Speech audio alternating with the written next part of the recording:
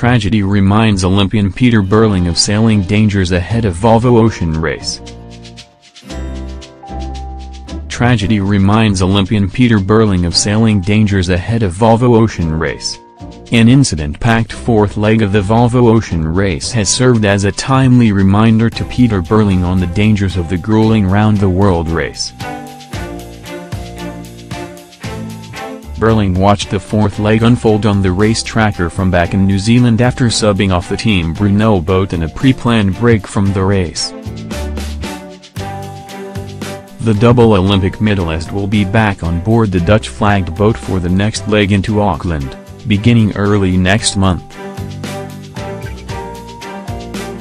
He expects safety will be a key talking point heading into the Auckland leg after the most recent stage from Melbourne to Hong Kong was marred by tragedy when Vestas 11th-hour racing and a fishing vessel collided. The crash impact threw the 10 crew members into the sea and reportedly sunk the boat when it occurred 30 miles off the coast of Hong Kong on Sunday morning. One fisherman was flown to hospital, where he later died. The collision highlighted the dangers of racing in or around one of the busiest ports of the world, where hundreds of fishing boats are concentrated into one small stretch of water.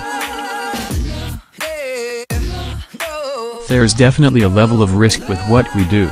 I don't know the facts around what happened with Vestas, but our thoughts are with Vestas and the crew of the fishing boat.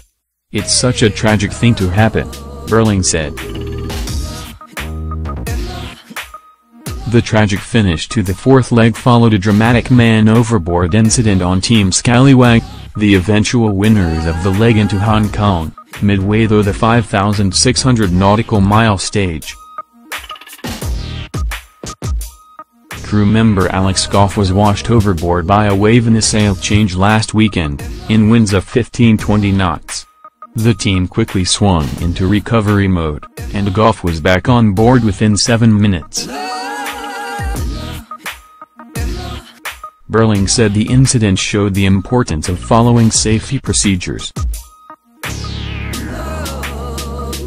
We're always very conscious of safety anyway, but it's definitely a sobering reminder of what can happen when things go wrong, Burling said. The man overboard for me personally is the most scary thing. I think they were incredibly lucky. Like Team Scallywag skipper David Witt said, it was warm water, it was daytime and relatively light, and nearly everyone was up and doing a sail change so they could turn around and get him pretty quickly. Burling said it's very easy for a situation like that to go incredibly wrong. We treat it as though if you go overboard that's the end. So we do everything we can to make sure you stay on the yacht. If there is any risk, you clip in and you communicate well, he said. With offshore racing there is a risk involved, but you do everything you can to make sure that risk is as small as possible. Burling is set to rejoin his team in Hong Kong tomorrow following a 3-week break in New Zealand.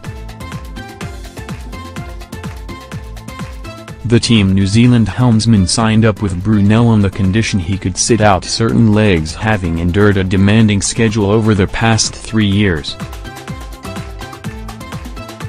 It's been awesome to have a bit of time off in New Zealand and have summer back here.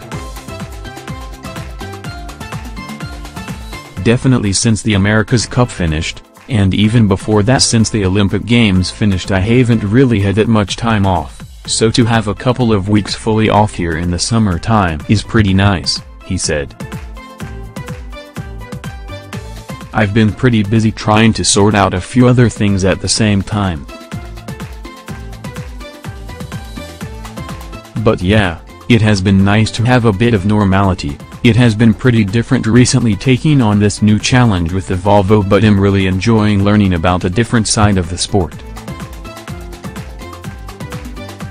From Hong Kong, the fleet will motor to Guangzhou, China, for an import race, a curious addition to the race schedule, apparently more for promotional reasons rather than competitive ones, before heading back to Hong Kong for the start of Leg 6 into Auckland.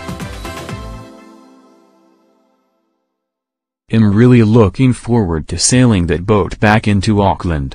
Obviously the leg down to Auckland is pretty special to me as well.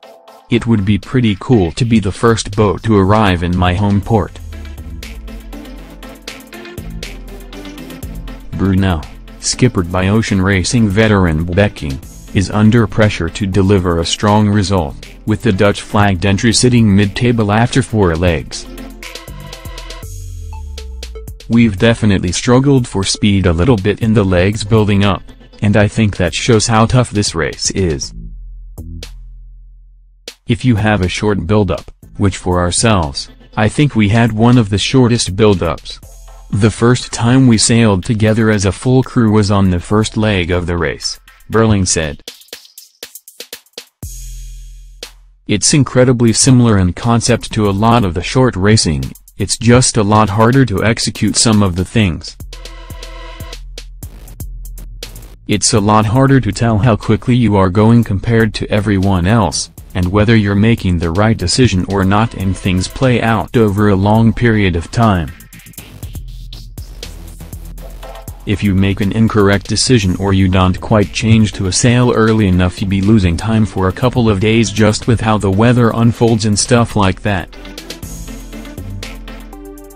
It's something that can be a little frustrating at times, but you just have to keep charging on and trying to find another opportunity to gain again. The fleet will set off from Hong Kong for Auckland on February 7 and are expected to arrive in Auckland in late February.